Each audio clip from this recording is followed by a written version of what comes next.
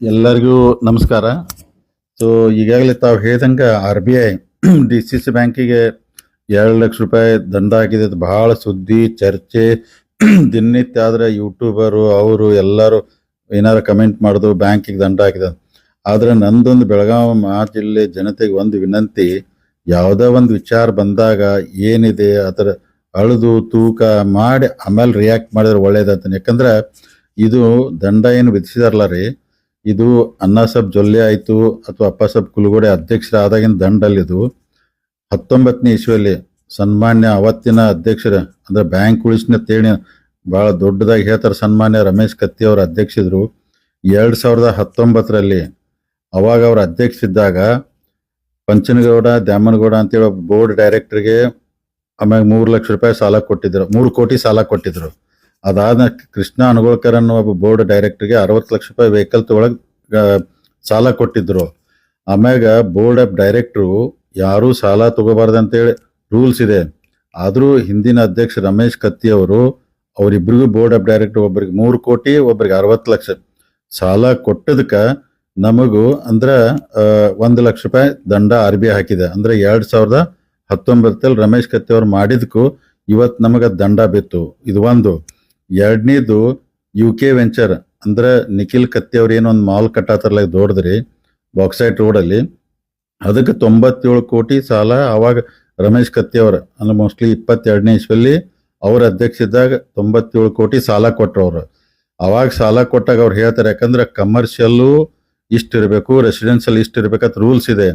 ಆ ರೂಲ್ಸನ್ನು ವೈಲೇಟ್ ಮಾಡಿಕೊಟ್ಟ ಅಂದ್ರೆ ಅಲ್ಲಿ ಅಂದ್ರೆ ಕಮರ್ಷಿಯಲ್ ಜಾಸ್ತಿ ಮಾಡ್ಕೊಂಡ್ರಿ ಅವರು, ರೆಸಿಡೆನ್ಷಿಯಲ್ ಜಾಸ್ತಿ ಮಾಡ್ಬೇಕಾಯ್ತು, ನೀವು ಕಮರ್ಷಿಯಲ್ ಜಾಸ್ತಿ ಮಾಡ್ಕೊಂಡ್ರಿ ಅದಕ್ಕೆ 50,000 ರೂಪಾಯಿ RBI ದಂಡ ಹಾಕಿತು.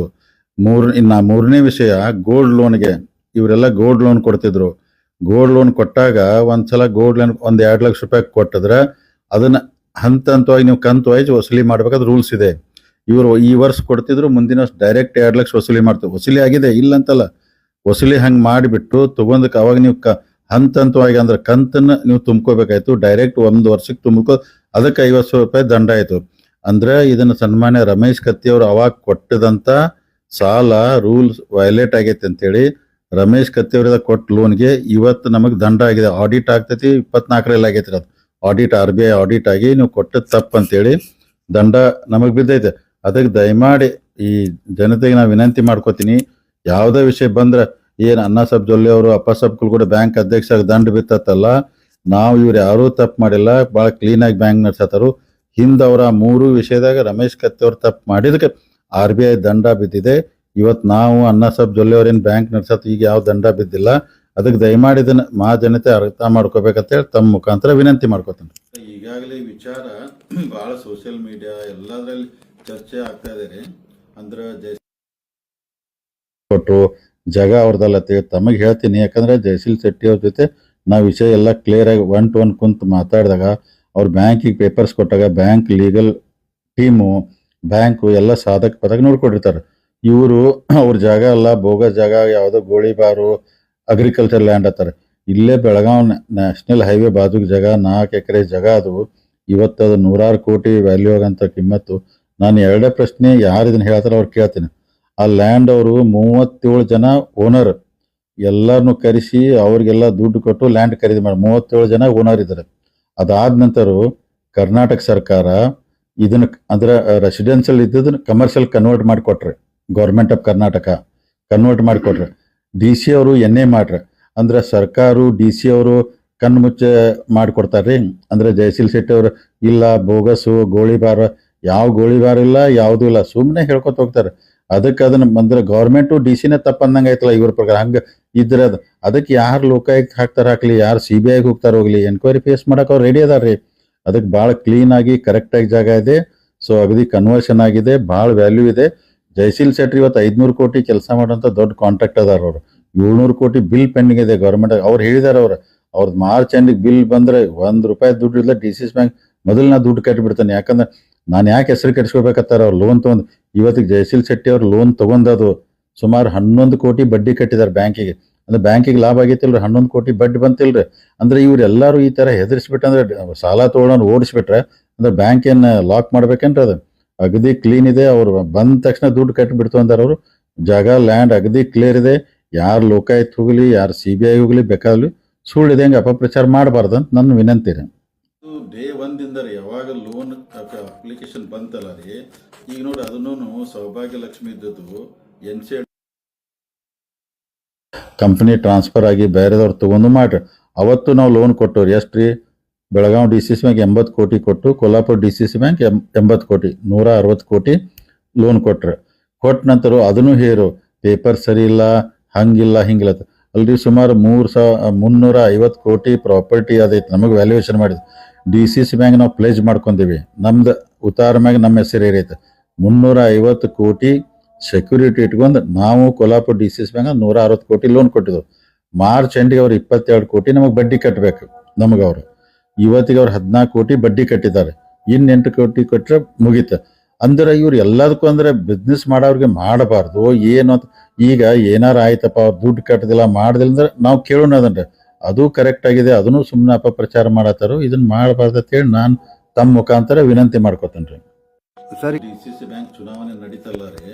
ಸೊ ನಾವೆಲ್ಲ ಸಂಬಂಧ ನಿಮಗೇನು ಸಂಬಂಧ ಆಯ್ತು? ನಮಗೆ ಬ್ಯಾಂಕ್ ಸಂಬಂಧ ಇದೆ ರೀ. ಸನ್ಮಾನ್ಯ ಉಸ್ತುವಾರಿ ಸಚಿವರು ಸತೀಶ್ ಜಾರಕಿಹೊಳಿ ಅವರು, ಅಣ್ಣಾಸಾಹೇಬ್ ಜೊಲ್ಲೆ ಅವರು, ನಾವು 3 ಜನ ಒಂದು ಪ್ಯಾನೆಲ್ ಮಾಡಿ ಸೀಟಿನ ಗೆಲ್ಲಿಸಿ ಬ್ಯಾಂಕ್ನು ನಮ್ಮ ಕಡೆ ಕೊಟ್ರ ಜನ. ಸೊ ನೀವ್ಯಾಕೆ ನೋಡಿ ನಮ್ಮ ಡ್ಯೂಟಿ 5 ವರ್ಷಕ್ಕ ನಾವು ಪ್ರತಿಯೊಂದ್ರಾಗೂ ನೋಡೋರು, ಬ್ಯಾಂಕ್ ನೋಡೋರು. ಸಾಧಕ ಬಾಧಕ ಎಲ್ಲ ನಾಳೆ ಒಳ್ಳೇದಾದ್ರೂ ನಮ್ಮ ಹೆಸರು ಬರ್ತೈತೆ, ಕೆಟ್ಟದಾದ್ರು ನಮ್ದು ಬರ್ದು. ಅದಕ್ಕೆ ನಾವು ಪ್ರತಿಯೊಂದು ನೋಡೋರು. ಈಗ ಅವ್ರು ಹೇಳ್ತಾರೆ ಡಿಪಾಸಿಟು ಯಾವತ್ತು ಇಲೆಕ್ಷನ್ ನಡೆದಿತ್ತಲ್ಲ ರೀ, ನಡುವೆ ಟೈಮ್ದಾಗ 900 ಕಡಿಮೆ ಆಗಿತ್ತು ಡಿಪಾಸಿಟ್ ಕೆಳಗಡೆ. ಅಂದ್ರೆ ರೂಟೀನ್ ಅದು ಆ ಟೈಮ್ದಾಗ ಕೆಳಗೆ ಹೋಗ್ತೈತಿ, ಆಮೇಲೆ ಬರ್ತೈತಿ.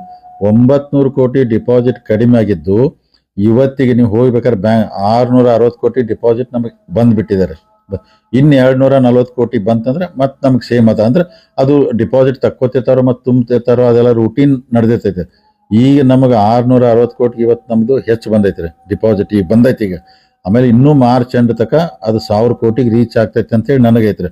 ಬ್ಯಾಂಕ್ ಸದೃಢವಾಗಿದೆ, ಗಟ್ಟಿಯಾಗಿದೆ. ಸುಮ್ಮನೆ ಇವ್ರೇನೋ ಒಂದ ನಿಮ್ಗೆ ಹೇಳ್ಬೇಕಂದ್ರೆ ರೀ ಏನಾಗಿದೆ ರೀ, ಬ್ಯಾಂಕು ಜಾರಕಿಹೊಳಿ ಅವರು ಅಣ್ಣಾಸಾಹೇಬ್ ಜೊಲ್ಲೆ ಕಡೆ ಬಂದ ನಂತರ ಕೆಲವು ಮಂದಿಗೆ ತಡ್ಕೊಳಕ್ ಆಗೋದ್ರಿ. ಒಟ್ಟಂದ್ರೆ ಬ್ಯಾಂಕು ಅವ್ರದ್ದು ಆಸ್ತಿ ಇದ್ದಂಗೂ ಮಾಡ್ಕೊಂಡಿದ್ರು ಯಾರು 20 ವರ್ಷ 30 ವರ್ಷ. ಈಗ ಜಾರಕಿಹೊಳಿ ಅವರು ಅಣ್ಣಾಸಾಹೇಬ್ ಜೊಲ್ಲೆ ಕಡೆ ಬ್ಯಾಂಕ್ ಬಂದೈತೆ ಅಂದ್ಕೂಲೆ ತಡ್ಕೊಳಕ್ ಆಗ್ತಿಲ್ಲ, ಅವ್ರಿಗೆ ನೋಡಕ್ ಆಗ್ತಿಲ್ಲ. ಯಾರ್ದೋ ಮುಖಾಂತರ ಅಪಪ್ರಚಾರ ಮಾಡ್ತಾರೋ. ನಾನು ತಮ್ಮ ಮುಖಾಂತರ ರೈತರಿಗೆ, ಗ್ರಾಹಕರಿಗೆ, ನೌಕರರಿಗೆ ಒಂದು ವಿನಂತಿ ಮಾಡ್ಕೊತಾನೆ. ಬ್ಯಾಂಕ್ ಭಾಳ ಗಟ್ಟಿಯಾಗಿದೆ, ಏನೂ ಆಗೋದಿಲ್ಲ, ಇನ್ನೂ ಎತ್ತರ ಮಟ್ಟಕ್ಕೆ ಬೆಳಿತೈತಿ. ಮುರುಗೋಡು ಮಾಂತ ಜನ ಆಶೀರ್ವಾದ ಐತಿ. ಯಾವ ನಿಂತು ಒದರಿಯೂ ಏನಾಗೋದಿಲ್ಲ. ಒಳ್ಳೆತನ ನಮ್ಮ ಮ್ಯಾಗ ವಿಶ್ವಾಸ ಇಟ್ರಿ. ಈ ಅಪಪ್ರಚಾರಕ್ಕೆ ಒಟ್ಟ ನೀವು ಕಿವಿ ಕೊಡ್ಬೇಡ್ರಿ. ಮತ್ತೆ ಏನೇ ಇದ್ರೆ ಅದನ್ನೆಲ್ಲ ನೀವು ಚೆಕ್ ಮಾಡಿ ಆಮ್ಯಾಗ ರಿಯಾಕ್ಟ್ ಮಾಡೋದು ನಂದು ವಿನಂತಿ ರೀ. ಈಗ ನಾವೊಂದು ಗುಂಪು ಮಾಡಿ ಬ್ಯಾಂಕ್ನು ಗೆಲ್ಲಿಸಿ ಎಲ್ಲ ಆಡಳಿತ ಮಾಡಿ ನಡ್ಸಾಕೋದ್ರಿ. ಈಗ ಅದ್ರ ಜವಾಬ್ದಾರಿ ನಮ್ಮ ಮ್ಯಾಗೂ ಇರ್ತೈತಿ, ಅಣ್ಣಾಸಾಹೇಬ್ ಜೊಲ್ಲೆ ಅವ್ರ ಮ್ಯಾಗ ಇರ್ತೈತಿ, ಸತೀಶ್ ಅವ್ರ ಮ್ಯಾಗ ಇರ್ತೈತಿ. ನಾನು ಮೊನ್ನೆ ಹೇಳಿದೆ ಪ್ರತಿಯೊಂದು ವಿಷಯದಾಗ ನಾವು ಇನ್ವಾಲ್ವ್ ಆಗವ್ರನ. ಬ್ಯಾಂಕ್ದ ವಿಚಾರ, ಮತ್ತೊಂದು ಸಭೆ ಸಮಾರಂಭ ಅಥವಾ ಮೀಟಿಂಗ್ ನಡೀತಂದ್ರೆ ಅಂದ್ರೆ ನಾವು ಬೋರ್ಡ್ ಡೈರೆಕ್ಟ್ ಆಗಿ ಕೊಂಡುದಿಲ್ಲ. ಹೊರಗಡೆ ಮೀಟಿಂಗ್ ನಡೆದಾಗ ನಾವು DCC ಬ್ಯಾಂಕ್ ಡೈರೆಕ್ಟ್ ಇವತ್ತು ನಾವೆಲ್ಲ ಶುಗರ್ ಫ್ಯಾಕ್ಟರ್ ಒಂದು ಇವತ್ತ ಮೀಟಿಂಗ್ ಕರೆದಿದ್ದು ರೀ. ಎಲ್ಲರೂ ಡೈರೆಕ್ಟ್ ಇದ್ದೀವಿ, ಅಧ್ಯಕ್ಷರಿದ್ರು. ನಾವು ಎಲ್ಲ ಮಾರ್ಚ್ ಎಂಡಿಗೆ ಎಷ್ಟು ದುಡ್ಡು ಬರ್ಬೇಕು, ಅಸಲು ಎಷ್ಟು ಬಡ್ಡಿ ಬರ್ಬೇಕು ಮೀಟಿಂಗ್ ಆಯ್ತು ಪ್ರತಿಯೊಂದು. ಮತ್ತೀಗ ನಮ್ಮ ರಾಜಕೀಯ ವಿರೋಧಿಗಳ್ರಿ ಮತ್ತು ಅವ್ರ ಅಪಪ್ರಚಾರ ಮಾಡವ್ರ ಅವ್ರು ಇನ್ನೂ 1000 ಸಲ ಹೇರು. ನಾ ಬ್ಯಾಂಕ್ನಾಗ ದಿನನಿತ್ಯ ಕೆಲಸ ಮಾಡವ, ಸಾಧಕ ಬಾಧಕ ನೋಡವ, ಅದ್ರ ಬಗ್ಗೆ ತಲೆ ಕೆಡ್ಸ್ಕೊಲ್ಲ. ಬ್ಯಾಂಕ್ ಗಟ್ಟಿಯಾಗಿದೆ, ಇನ್ನೂ 5 ವರ್ಷ ಭಾಳ ಎತ್ತರ ಮಟ್ಟಕ್ಕೆ ಬೆಳಿತೈತಿ. ಅದಕ್ಕೆ ನಾ ಹೇಳ್ತೇನಲ್ಲ ರೀ, ಯಾವುದೇ ಒಂದು ಸುದ್ದಿ ಬಂತಂದ್ರೆ ದಯಮಾಡಿ ಅದನ್ನ ನಂಬೇಡ್ರಿ. ಅದ್ರ ಬಗ್ಗೆ ಆಲೋಚನೆ ಮಾಡಿ ಯೋಚನೆ ಮಾಡಿ ಆಮ್ಯಾಗ ರಿಯಾಕ್ಟ್ ಮಾಡ್ರೆ ಒಳ್ಳೇದು. ಈಗ ನೋಡ್ರಿ, ಯಾಕಂದ್ರೆ ದಂಡ ರಮೇಶ್ ಕತ್ತಿ ಮಾಡಿದ ತಪ್ಪಿಗೆ ದಂಡ ಬಿದ್ದಿದೆ.